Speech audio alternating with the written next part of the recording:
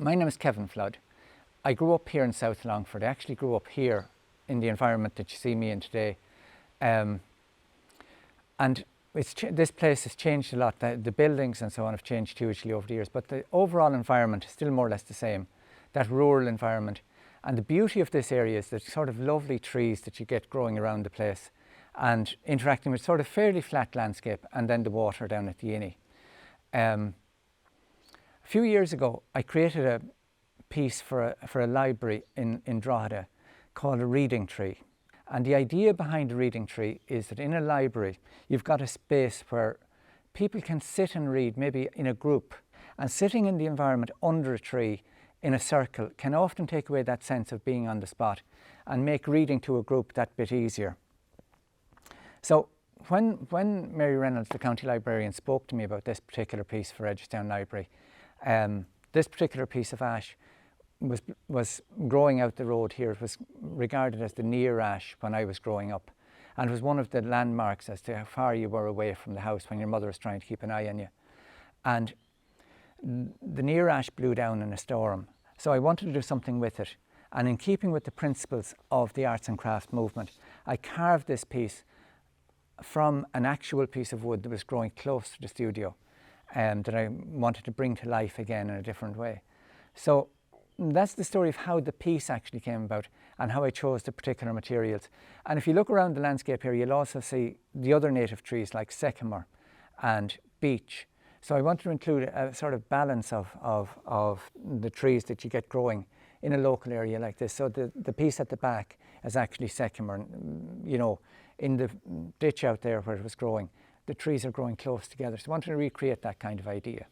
This is the kind of first idea that was coming into my head, the stacks of books, the lovely angles that you get. I carved a piece actually based upon this. I wanted to get looking at what we get if we twist books a little bit, and I was thinking about figures merging with the books and all this type of thing. Then I have to think about the tree and what I might do with the tree, what we could do to make the tree interesting. The roots became the thing. I began to look at how it merged the roots with maybe steps or maybe the books, that kind of idea. Look at how the branches might go out of from the trunk of the tree as we went along. So that's the process of the design, if you like. So I'm looking at the overall form of the tree first of all, which is the first thing in terms of piece of sculpture. It needs to draw you in. Did you see something that draws you towards the piece? So I was looking at how the books would merge with the forms of the tree, and not to have, like in my preparatory piece, not to have just the books and then the tree separately, but I was trying to get the tree and the book merging together so that in parts you're not 100% sure about where the book begins and where the tree is kind of showing. So like, for example, there it looks like the edge of the book, but actually if you follow it down, it becomes the root of the tree growing down there. And your eye should follow around. In sculpture, as far as I'm concerned, one of the things that's important is to allow your eye to travel. I call it continuity, or it's referred to as continuity. So your eye keeps traveling along those little lines and picking up details as you go. And there's a sort of a balance of interest and kind of vague areas. And that creates a point of interest here. Because when you think about the tree growing, it's not only the tree itself, it's a habitat for all sorts of species. And I imagine this little fellow living at the base of the tree. And this is spring, and he's coming out to see what's been going on during the winter. Among all the knowledge of the books, among the roots of the tree and so on, he's kind of peeping his head out. Somebody coming in, like a child coming into the library, for example, is more likely to focus on the detail here, on the claws of the stoat, who is one of our native species. And you're looking at the kind of small detail of the eyes, the ears, that sort of thing. They're more likely to see that. And then they might be a little bit taken by the grain of the wood, by the fine carving here on the roots going in.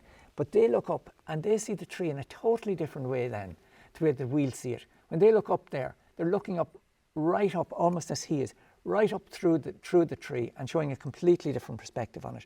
And as I move around here now to the back, you're beginning to look at a different perspective, different height. looking at different times of the year as well. I'm looking more at autumn when we get to this part of the tree here. And we're looking at the berries forming, the leaves falling. I did a very deep carving in at the back with the stem of the leaf up this way so that the leaf hopefully appears like it's falling. The squirrel is beginning to collect up the nuts for the winter time, one of our native species, the squirrel. And as we move around, it kind of still get the leaves around the squirrel. But as I moved around here, I wanted to bring the books back up into it. So I was losing the form of the books as you go up here. And looking more towards spring as I go up here. And what would signify kind of spring and summer. And what better than something like one of the birds makes their home in the tree and the nest. And there's a John O'Donoghue piece which is called Thought Work. And he talks about the crows gathering what had fallen, the twigs that had fallen, and reassembling them into a nest where new life and new dreams will begin. So that's what I was thinking of when I collected the pieces for this tree, that we had collected what was fallen and carved it, and using thought and skill created something which hopefully will bring to life the idea of new life and new dreams.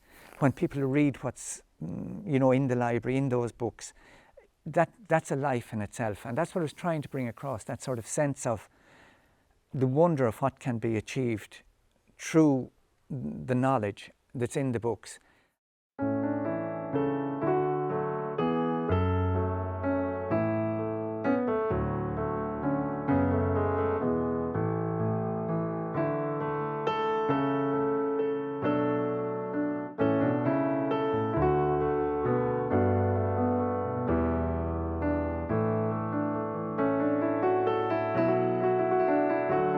So it's so brilliant for me to see this in here now at this stage. There's been all the process of developing the idea, carving it, refining it, all out at the house. We were watching this building, this amazing building evolve just at the same time as I was working on this.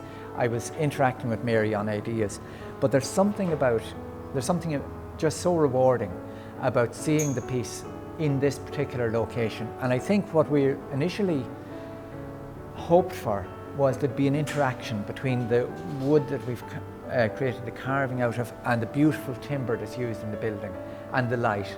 And I think it's just worked on that score that we've been fortunate with how it fits into the particular space. We looked at various locations within this building for it. Initially we looked at a location downstairs, but I'm absolutely delighted with how it's worked out in this final location here. And with the artist statement right beside it, it gives anybody who comes in and has never met me before at least some insight into what we're trying to do.